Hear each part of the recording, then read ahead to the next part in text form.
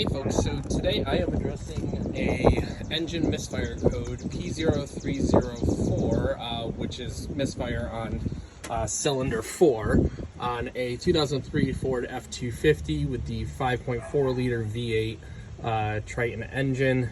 This is the 2-valve, not the 3-valve.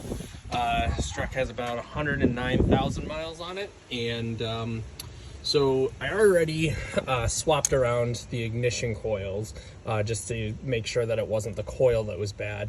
And switching the coils didn't do anything, so that tells me it's the spark plug. On this vehicle, cylinder 4 is the farthest back on the passenger side. It goes 1, 2, 3, 4 all the way back. So let's get some of this stuff out of the way so that I can give myself some room to work here.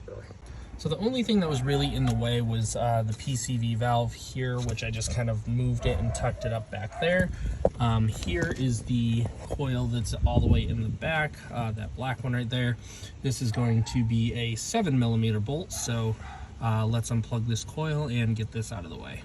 All right, now that I got this little 7mm bolt out, we can go ahead and pull the ignition coil out. Should just kind of pop straight up. There we go.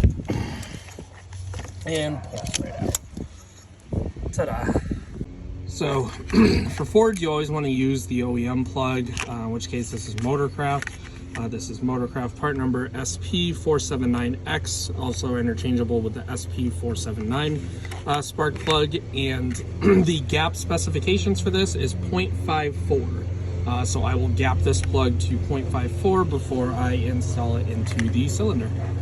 This plug is also a 5/8 plug, so I have a 5/8 spark plug socket on a swivel head.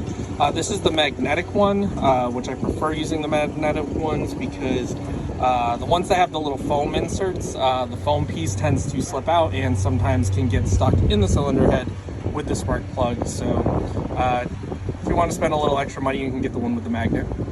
And just like that, here's the old plug. Old plug doesn't actually look too bad. Let's see here. Some corrosion around the top, but I mean the tip doesn't look too bad. Oh, we're changing it out anyway. So out with the old and with the new. And as I stated, this wants to be at 0.54, in which case this one was already pre-gapped to about 0.54, so don't really need to touch it.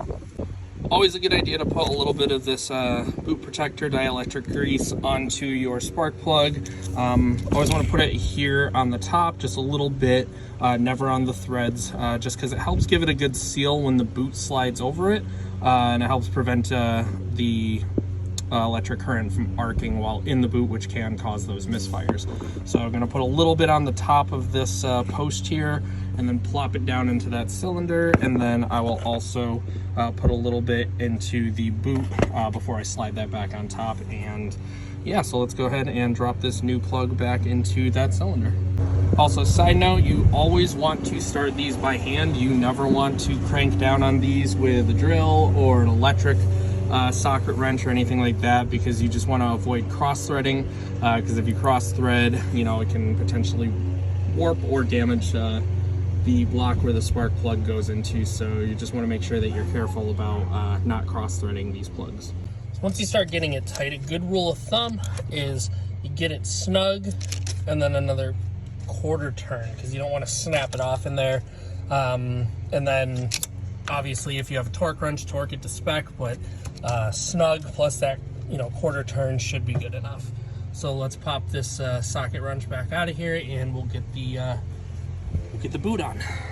Also, a good rule of thumb is when you're doing any spark plug work or anything like that where you have to take the boots out, take like an air hose or can of air and just blow out the area around it, just so that way any debris doesn't fall down into the spark plug head while you're working on it, because you don't want that crap getting into your engine.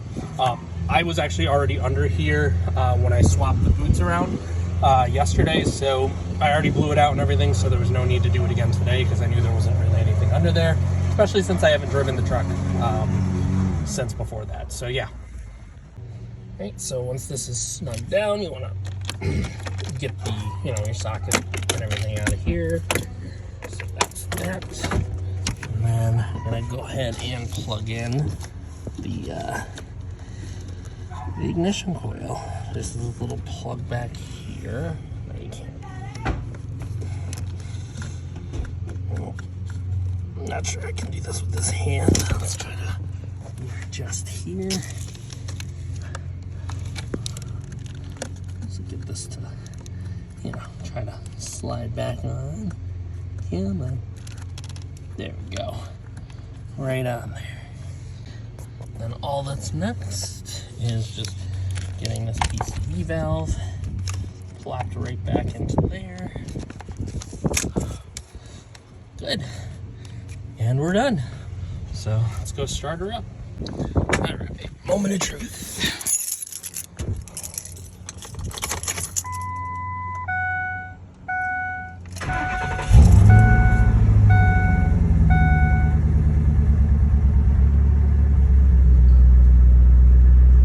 Yeah, definitely a smoother idle. Gotta drive it around a little bit. That'll hopefully shut itself back off, or I'll plug in my scanner later, clear the code, and then drive it around and see if it comes back on. But 109,000. Yeah, so